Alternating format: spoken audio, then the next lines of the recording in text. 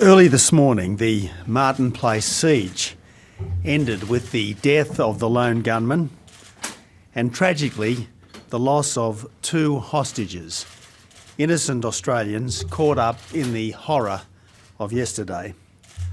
5 other people, 4 hostages and a New South Wales police officer have been injured. State and Commonwealth agencies are investigating. Understandably, there is a lot of speculation, but it will take time to clarify exactly what happened in Martin Place and why. What we do know is that the perpetrator was well known to state and Commonwealth authorities. He had a long history of violent crime, infatuation with extremism and mental instability.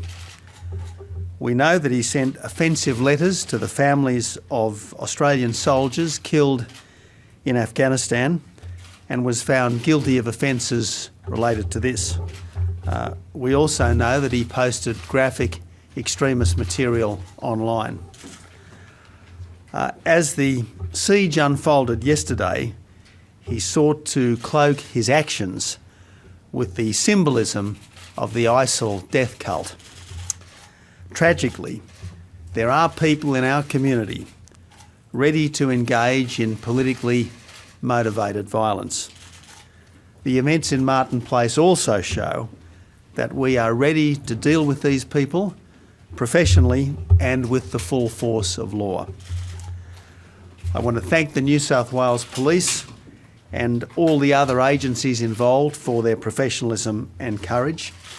Yesterday, Premier Baird showed great steadfastness, and Sydney-siders can be proud of their calm during what was a very difficult and testing day.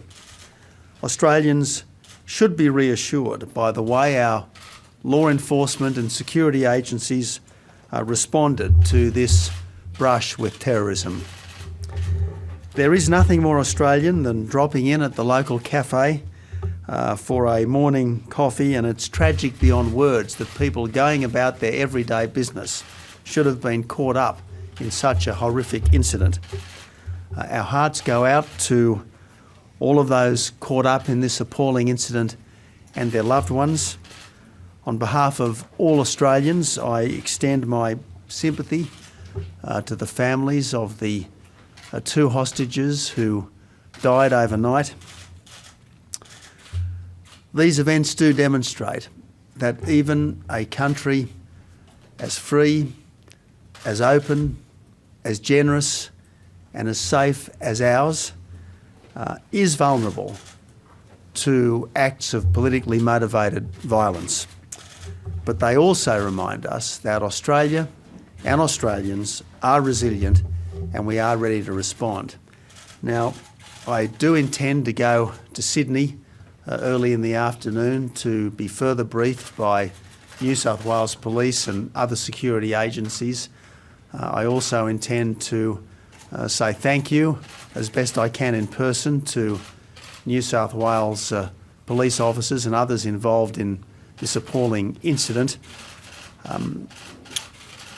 I'll do more media then, and I'll take questions at that time when we do have a better idea of exactly what has happened. Plainly, there are lessons to be learned, and we will thoroughly examine this incident to decide what lessons can be learned. But I do want now, in the hours immediately after the conclusion of the siege, to offer these words of comfort to those caught up in it and reassurance to the Australian people.